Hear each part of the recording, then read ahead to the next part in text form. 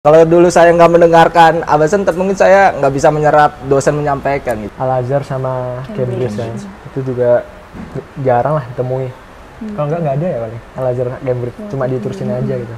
Jadi emang holistik dan balance.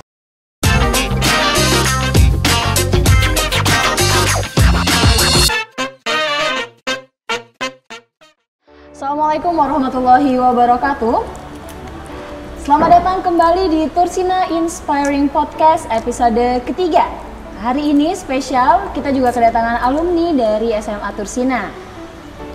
Sudah ada dua, spesial. Kalau kemarin kita cewek-cewek semua, hari ini kita cowok-cowok semua. Sama dulu, boleh kenalan dulu dari Rizky dulu atau Elga dulu, silahkan. Oke, mungkin sebelumnya Assalamualaikum warahmatullahi wabarakatuh. Perkenalkan, saya Rizky Wisudawan, mahasiswa Ilmu Kelautan Universitas Brawijaya. Oke, Assalamualaikum warahmatullahi wabarakatuh. Kenalkan, nama saya Elga Dinonto Izelhaq, biasa dipanggil Elga. Sekarang berkuliah di University Teknologi Malaysia, jurusan Mechanical Industrial Engineering.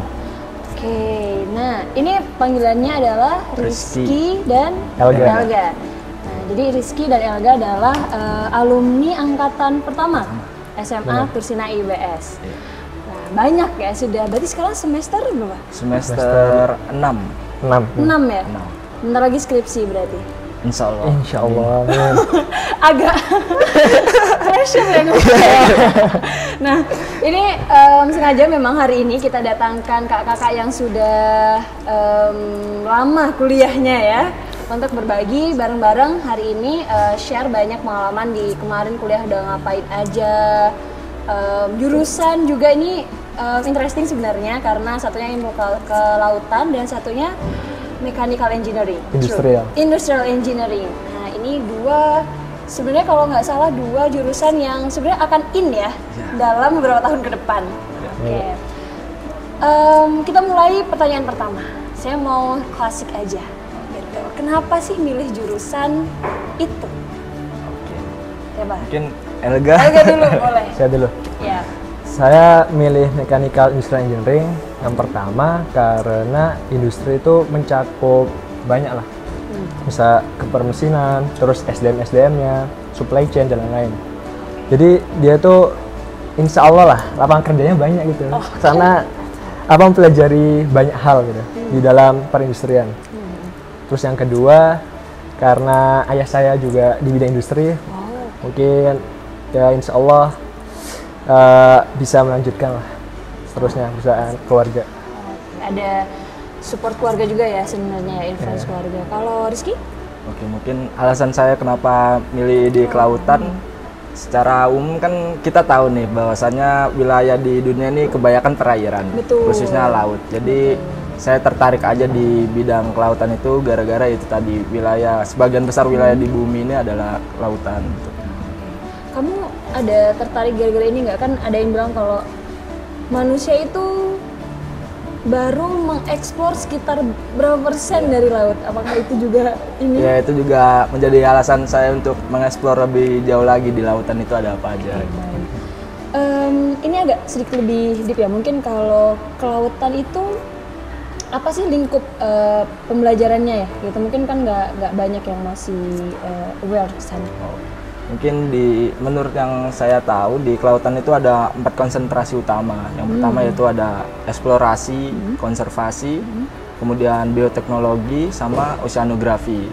Jadi mencakup 4 jurusan ini. Oh, ada dipecah lagi gitu dalam. Dan kamu sudah peminatan?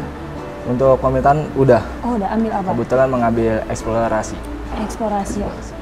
Nah, kalau sekarang nih kita coba ngobrolin masa kuliah ya. Kalau kata orang kan masa kuliah itu masa yang paling menyenangkan ya. Trust me guys, iya. Oke. Di kuliah sekarang sibuk apa? Maksudnya hari-harinya sekarang ngapain aja kesehariannya? Di kuliah sekarang sibuk akademik dan juga organisasi. Oh, oke. Aktif ya berarti ya, aktif organisasi. Mantap ya, bisa bilang gitu. Oke, kayak gitu ya. Elga juga? Kalau saya ya, sekarang lagi libur. Oh, sekarang lagi libur, benar sih, nggak salah. Nggak salah. Tapi ya sama akademik sama organisasi. Akademik sama organisasi. Apa yang diikutin organisasinya? Sekarang organisasi di himpunan jurusan. Himpunan jurusan. Jurusan. Baru himpunan ya? Iya baru. Kalau kemarin-kemarin udah di BEM fakultas. Oh di BEM Fak. Mantap. Oh mantap. Berarti kamu mulai semester berapa aktif organisasi? Aktif organisasi itu waktu saya udah balik lagi ke Malang di semester 2. Soalnya waktu semester 1 kan di rumah. Jadi masih menutup diri lah dari non-akademik. Jadi dimulai dari semester 2 waktu itu di BEM fakultas. Itu 1 periode, baru di tahun selanjutnya itu di himpunan jurusan ilmu kelautan. Oke, divisi apa kalau boleh tahu? Kalau sekarang wakil ketua umum. Oke, a lot of things ya to explore ya. Oke, kalau Elga? Asosiasi Muslim Indonesia PPI UTM. PPI UTM. Di divisi? Di sekarang ketua. Oh, oke. Saya punya banyak pertanyaan kalau gitu.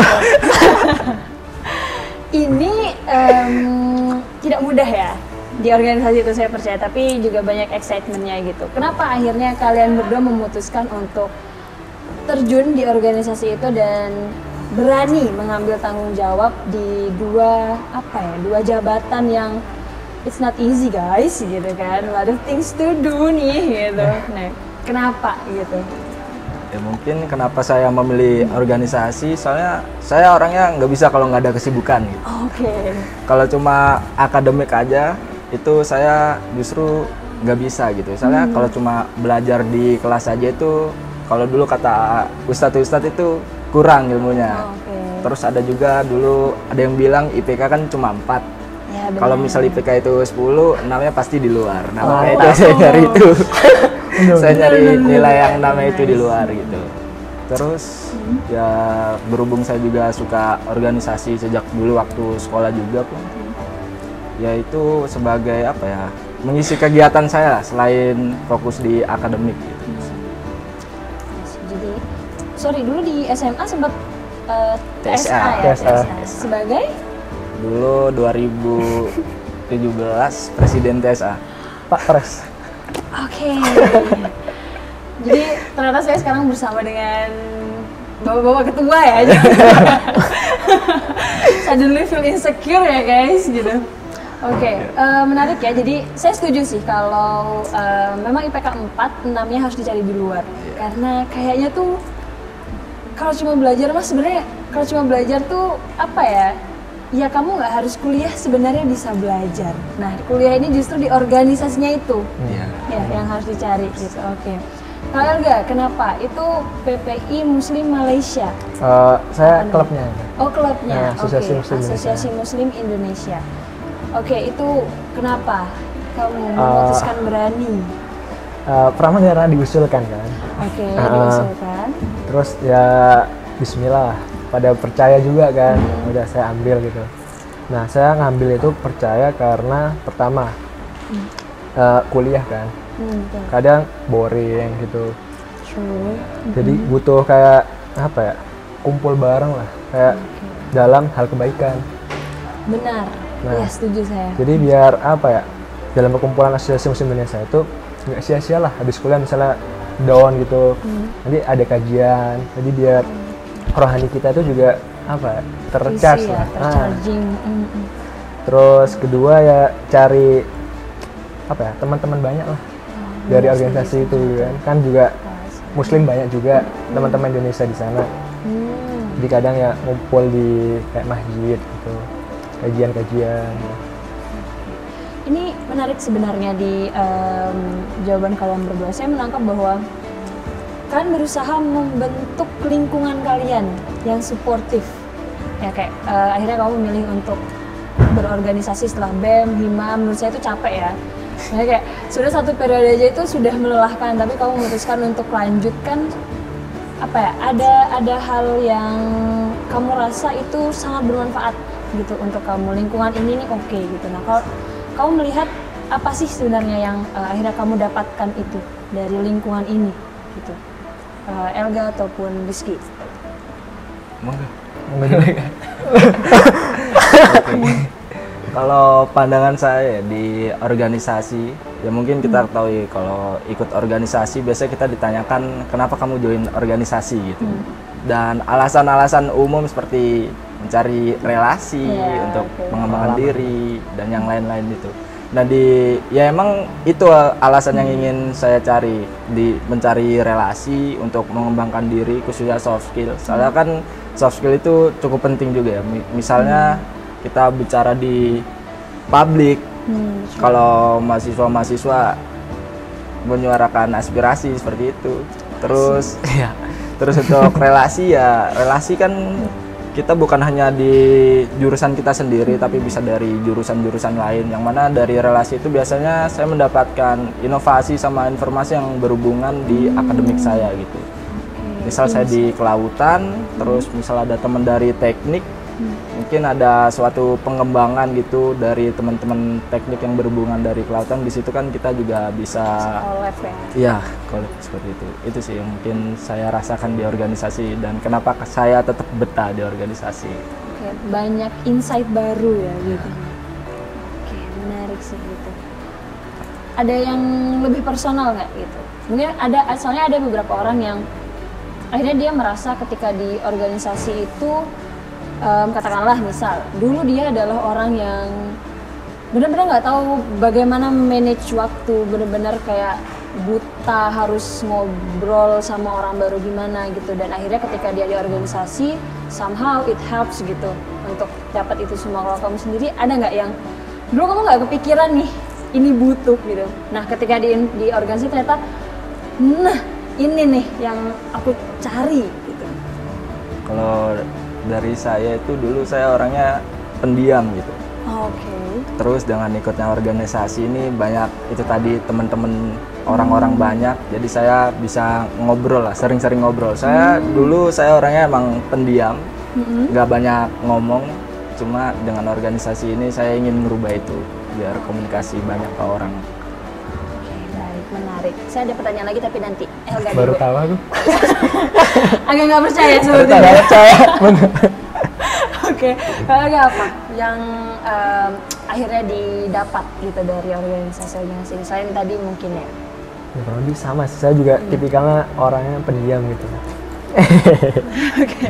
Tapi mungkin dari organisasi ini aku tuh belajar kayak apa ya, manajemen waktu, terus melihat apa ya, berbaur dengan sifat-sifat orang yang berbeda lah. Gimana cara mengatasinya itu gimana gitu.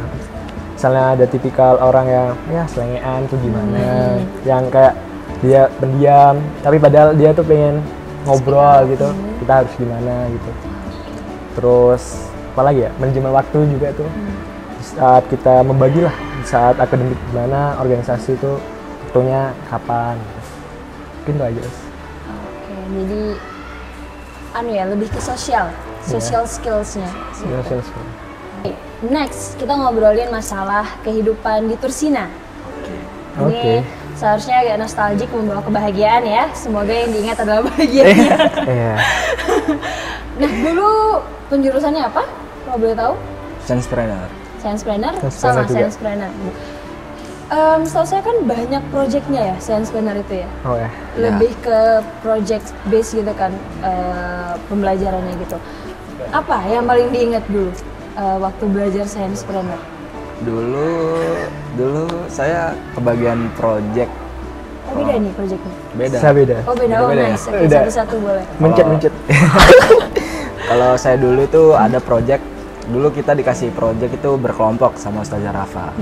Kebetulan dulu saya sama dua teman saya itu dapat project untuk menganalisis tempat wisata, entah itu tempat wisata yang buatan, semi buatan, sama yang alam. Itu kita analisis khususnya di bidang ekonominya. Itu kalau nggak salah dulu saya ke Coban Talun. Iya, Coban Talun, terus Jatim Park 3, sama Pos Panderman. Oke. Nah, itu cukup seru sih, soalnya kita keluar pondok. Soalnya jarang-jarang kita keluar pondok. Momen ya? Iya, momen. Oke. Dan terus yaitu di situ kita analisis, kita wawancara orang-orang yang ada di situ, menanyakan, kemudian kita bandingkan dari 3 wisata ini mana yang lebih banyak berdampak khususnya di perekonomian masyarakat, seperti itu. Terus ya waktu itu kalau nggak salah Janji Pak 3 sih. Yang ini ya, emang cukup efeknya ya. banyak ini. Oke. Berarti emang terjun langsung itu yang Ya kamu itu yang bikin banget ya, gitu. serunya itu. Serunya. Oke. Kalau Elga? Saya ingat kembali itu proyeknya itu saya ekstrak rebung. Apa? Ekstrak rebung. Ekstrak rebung. Oke. Ekstrak rebung itu bisa apa ya, menurunkan hama. Oke. Nah. Berarti petani. Iya, dan eksperimennya itu kunci percobaannya itu mencit tikus putih gitu. Oke. Nah, jadi kita sama 2 teman saya itu beli mencit lah. Kalau salah kira berapa ya? 20 mencit lah itu. 20. Nah, Kabur nggak mereka? disimpan di itu tangga KRT. Bawahnya. Jadi kita izin dulu gitu. Nah, di sana itu ya serunya itu merawatnya gitu. Jadi setiap malam tuh dikasih ekstra rebung yang beda lah takarannya, persenannya gitu. Ada yang 20%, 50% gitu. Terus berapa minggu gitu kita bedah sama kali itu. Bedah mencit. Itu exciting. Exciting banget kayak. Terus ya spermanya gitu testisnya dibelah gitu. Terus di mikroskop dan ya ketemu hasilnya sih. Emang di takaran lah 50% lah itu ekstra rebung emang beneran bisa cut off ya? mengurangi. Nah. Oke, baik. Berarti ini ya kayak di film-film gitu ya? Benar-benar maksudnya artinya adalah kalian benar-benar melakukan itu tuh ya maksudnya tikusnya ada, kalian harus literally from scratch ya bahasanya kalau sekarang gitu. Oke gitu. Terus dari project 2 itu gitu, apa yang kemudian kalian rasakan sekarang nih kuliah? Ini kalau saya dulu nggak belajar ini nih di Sciencepreneur kayak sulit nih saya kayak gitu. Atau kayak wah ini nih, untung saya belajar ini gitu. Saya mungkin dalam hal pembuat laporannya sih, itu berguna banget lah. Sistematikanya gitu. Kalau nggak mungkin saya kayak kaget itu di kuliah lah. Kok udah baik banget gitu, terus apa ya susunan rangkanya itu gimana buat laporannya gitu. Mungkin berguna banget sih karena saya Sciencepreneur. Sama. Kalau dari saya kurang lebih sama, kerangka pembuatan laporan sama ada satu mata pelajaran itu kalau nggak salah sistem thinking ya. Ya, kalau nggak salah itu diajar oleh Abah Sentot. Oke, boleh diceritain sedikit. Nah, itu cukup apa ya? Kalau dulu saya nggak mendengarkan Abah Sentot, mungkin saya nggak bisa menyerap dosen menyampaikan gitu. Soalnya kan dosen biasanya kalau nulis kan bukan kalimat panjang gitu ya, Mas ya. Mungkin satu poin terus dilingkarin, ditarik garis, disambungin sama poin yang berikutnya seperti itu. Nah, dulu itu kita diajarin sama Abah Sentot bagaimana kita bisa membaca tulisan-tulisan dosen seperti itu. Yang bentuknya hanya bagan-bagan. Ya, hanya bagan-bagan gitu. Itu sih yang cukup berdampak buat saya di perkuliahan. Oke, apa tadi? Sistem thinking. Sistem thinking. Oke, baik. Emang ini ya, kalau dari SMA tidak belajar laporan itu emang. Apalagi teknik ya, kalian ya itu kaget ya, mungkin kayak bener-bener bisa revisi berkali-kali gitu. Oke, itu tadi Sciencepreneur gitu. Kita sekarang ngobrolin secara keseluruhan pembelajaran di Tursina. Apa yang paling memorable buat kalian? Kalau dari saya mungkin tahfidznya. Tahfidznya. Soalnya kalau dari saya sendiri itu menghafal Quran emang baru-baru fokusnya waktu masuk di Tursina ini. Jadi saya kayak nggak tahu mungkin terketuk hatinya gitu. Kayak ngerasain ya enak lah. Apalagi dulu rame-rame kan tiap habis subuh, yang mana pemandangan habis subuh di Tursina Kampus Putra kan subhanallah banget itu. Nah, di situ saya kayak merasakan ya itu kenyamanan, dan sampai sekarang pun kadang kalau misal saya kangen suasana itu, saya habis subuh kadang ke Kampus Putra. Wah, lihat pemandangan. Untung di Malang ya? Iya, untungnya di Malang. Agak nggak susah. Pakai Google View. Oke. Itu sih kalau dari saya. Tahfidznya ya. SMP berarti belum pernah sama sekali memang, baru di SMA. Ya, fokusnya waktu di SMA. Oke. Sorry, kuliah lanjut ya? Alhamdulillah. Insya Allah masih lanjut. Insya Allah masih lanjut, alhamdulillah. Oke. Kalau agak apa yang memorable Paul nih? Memorable Paul mungkin kalau yang berdampak sih kayak zikir pagi sore itu. Alhamdulillah ya, sampai sekarang masih saya terapkan ya. Jadi sama orang tua juga bilang zikir pagi petang penting gitu. Emang dampak banget sih kayak misalnya kita pagi lah sebelum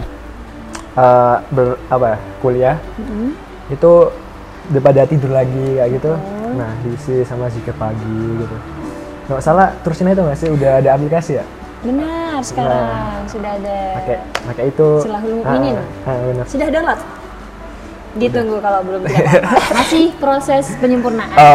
Jadi nggak apa-apa. Alhamdulillah ya. Dari zikir pagi petang terus sama mungkin berasrama sih. Berasrama, oke, gimana? Berasrama sama teman-teman tuh seru lah. Seru banget. Ya terus apalagi kalau malam lah ngobrol sebelum tidur kan. Ngobrolin apa aja ya? Apa aja, random. Semua random. Terus ya mandi ngantri gitu juga seru gitu. Nyuci sambil ngobrol kan seru juga lah. Jarang temuin gitu. Jadi kangen. Gitu. Kan dulu nyuci manual. Iya. Kadang ada manual dan laundry. Oh ya sebenarnya juga ya. Oke. Sepertinya yang dibanding akademiknya kehidupan sosial asramanya lebih ini ya. Iya. Itu yang masih melekat sampai sekarang. Soalnya nggak ada di luar. Ngekos sendiri, ngekos di jauh di sana juga sendiri, ya kan. Oke gitu. Terus selain ini nih pertanyaan yang kadang muncul, bukan pertanyaan sih, ini kondisi yang kadang muncul gitu. Dulu kalian tidak sadar bahwa ini tuh penting waktu mondok nih. Sampai akhirnya sekarang kalian kuliah gitu, mungkin kalau konteksnya adalah kehidupan asrama ini ya gitu. Dulu kan nggak tahu nih bahwa ini tuh penting banget gitu. Sampai akhirnya kalian sekarang kuliah, hidup sendiri ya katakanlah. Satunya merantau di Malaysia yang jauh gitu, dan alhamdulillah gitu dulu saya mondok gitu. Alhamdulillah lagi di Tursina gitu. Itu apa? Ada nggak yang kayak gitu? Kalau dari saya mungkin di kemandirian sama kedisiplinan sih. Soalnya dulu kan kita bangun jam 3, terus kalau kita sekolah harus rapi, dulu masih apel pagi, semua harus rapi kan. Nah itu yang menurut saya ke bawah sih sampai di kuliah. Kita udah 3 tahun udah terbiasa bangun pagi, kemudian berpakaian rapi gitu kan. Soalnya banyak mungkin, mohon maaf teman-teman saya di luar itu ya susah bangun pagi, kadang kalau ke kampus juga ya berpenampilan apa adanya gitu. Itu sih yang asal comot baju. Ya. Oke, kalau Ega? Ya benar sih, hampir sama kayak kemandirian dan kedisiplinan lah. Tapi juga itu sih kayak akidah, fikih, pelajaran-pelajaran agama yang kita pelajari di sini tuh berguna banget lah, kita gunain di dunia luar lah. Jadi nggak kosong juga lah.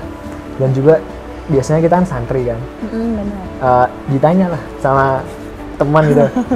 Nggak, jadi karena itu juga, karena belajar agama itu kita bisa ngasih sedikit insight lah. Ya, insight ke teman-teman gitu lah. Oke, menarik sih. Saya setuju masalah disiplin itu. Tapi nih ya, mungkin ini juga akhirnya tips ya, bukan tips sih, pesan gitu. Kalau sekarang saya sebagai santri nih, misalnya adik-adik kelasmu nih di Tursina bilang gitu kayak, tapi capek loh kalau ini aku bangun jam 3 pagi gitu. Apa nih yang mau kamu bilang ke mereka nih, misal nggak apa-apa, bangun no, gimana gitu. Kalau misal ada yang sekarang nih dia ngeluh kayak, ini capek banget. Adiknya di sini kan ya kalau tidak salah. Yeah. Nah, apalagi kalau misal adikmu yang bilang gitu capek jam 3 pagi bangun gitu. Nah, apa yang ingin kamu bilang coba?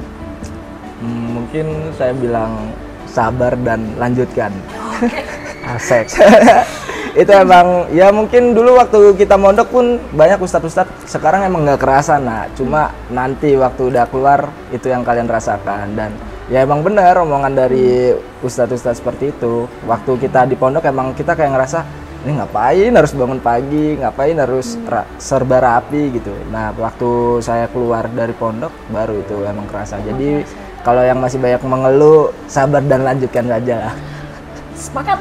Agak ada yang mau nambahin, sabar, lanjutkan, mungkin satu kata lagi? Nikmati. Nikmati. Oke, jadi kalau sekarang merasa lelah ya harus bangun jam 3 pagi, bingung atur waktu tahfidz dan belajar UTBK dan segala jenis persiapan ke luar negeri juga, tenang, sabar, lanjutkan, nikmati.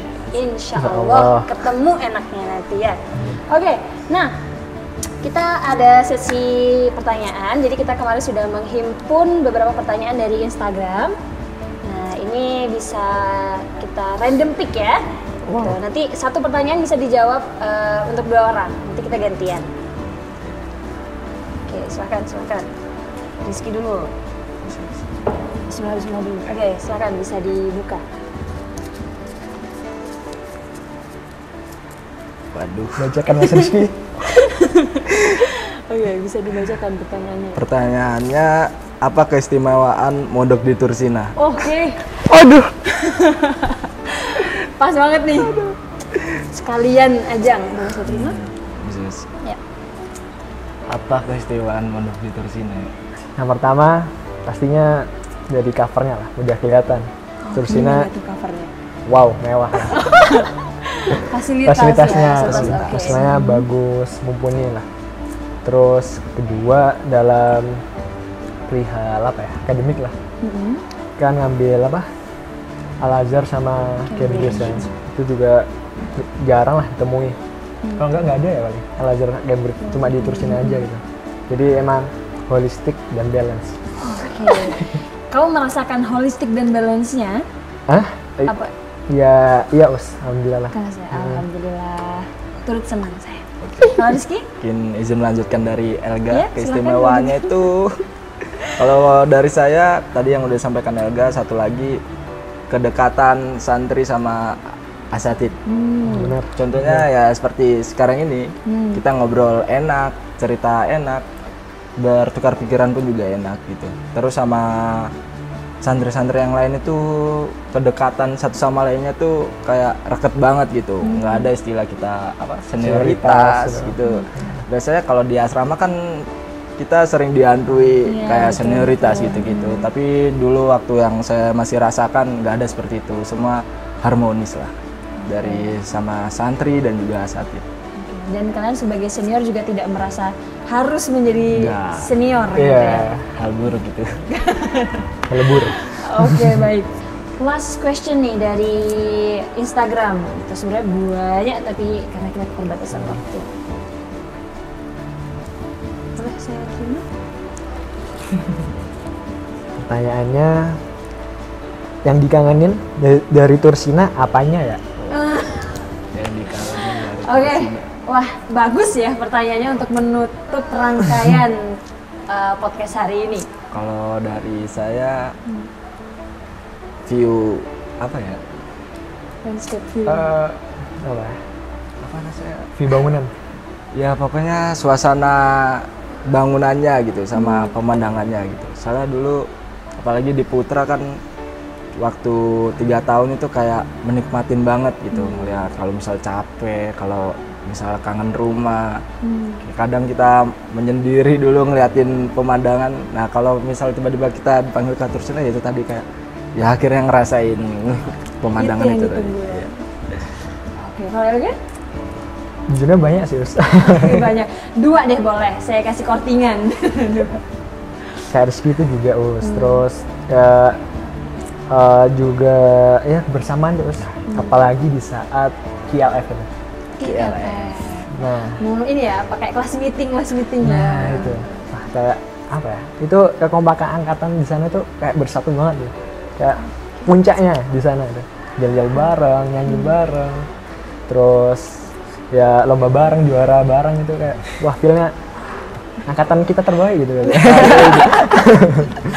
Agak ada hasrat ingin menyombongkan diri. Oke. Terus dan juga kita kan yang pertama ya Us. Nah benar. Kita itu lihat dulu kan Putra cuma 2 gedung doang ya, Leiden sama Al-Azhar. Sama Sorbonne. Belum ada Mas. Oh, belum ada. Jadi kita tuh lihat prosesnya Mas, tukang-tukangnya, ngecornya gitu. Oh my god, jadi kalian melihat benar-benar proses Proses pembangunan. Oke. Tidak hanya ikut membangun dalam arti sebenarnya ya. Iya. Lihat. Oke. Terus apa lagi ya? Ya SDM-nya ya, Mas. Asatidnya, santrinya, tukang dapurnya, laundrynya itu kayak asik semua, Mas. Deket itu, bener. Alhamdulillah. Saya jadi merasa senang ya, Tursina alhamdulillah memberikan kesan yang baik untuk alumninya. Oke, nah itu aja untuk pertanyaan dari Instagram. Terakhir nih untuk menutup rangkaian podcast kita hari ini, boleh dong closing statement, boleh pesan, boleh anything, apapun itu untuk yang menonton, untuk adik-adik, untuk siapapun di luar sana. Silahkan.